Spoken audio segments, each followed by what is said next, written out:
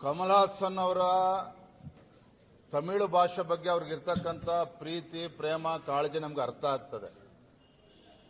ಅವರಿಗೆ ತಮಿಳು ಭಾಷೆ ಬಗ್ಗೆ ಅವರ ಭಾಷೆ ಬಗ್ಗೆ ಪ್ರೇಮ ಇದೆ ಅಂತ ಹೇಳಿ ಕನ್ನಡ ಭಾಷೆ ಬಗ್ಗೆ ಇವತ್ತು ಈ ರೀತಿ ಹೇಳಿಕೆಗಳನ್ನು ಕೊಡ್ತಕ್ಕಂಥದ್ದು ಖಂಡಿತ ಸರಿಯಲ್ಲ.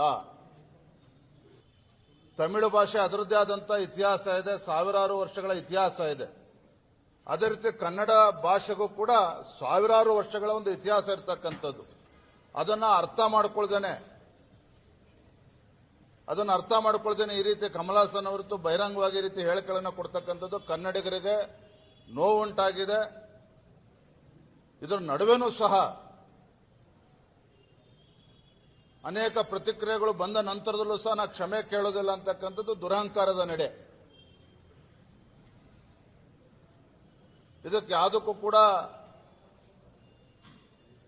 ನಾವು ಬೆಂಬಲ ಕೊಡೋದಕ್ಕೆ ಸಾಧ್ಯ ಇಲ್ಲ. ಕಮಲ್ ಹಾಸನ್ ಅವರು ಬಹಳ ಎಚ್ಚರಿಕೆಯನ್ನು ವಹಿಸಬೇಕು.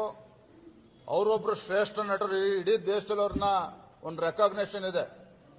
ಆದರೆ ಅದನ್ನೇ ಬಂಡವಾಳಕ್ಕೆ ಇಟ್ಕೊಂಡು ಈ ರೀತಿ ಕನ್ನಡ ಮತ್ತು ತಮಿಳು ಭಾಷಿಕರ ಮಧ್ಯೆ ಅಥವಾ ತಮಿಳುನಾಡು ಹಾಗೂ ಕರ್ನಾಟಕದ ಮಧ್ಯೆ ಈ ರೀತಿ ವಿಷಬೀಜವನ್ನು ಬಿತ್ತಕ್ಕಂಥ ಕೆಲಸ ಮಾಡಬಾರ್ದು ಅವರು. Thank you.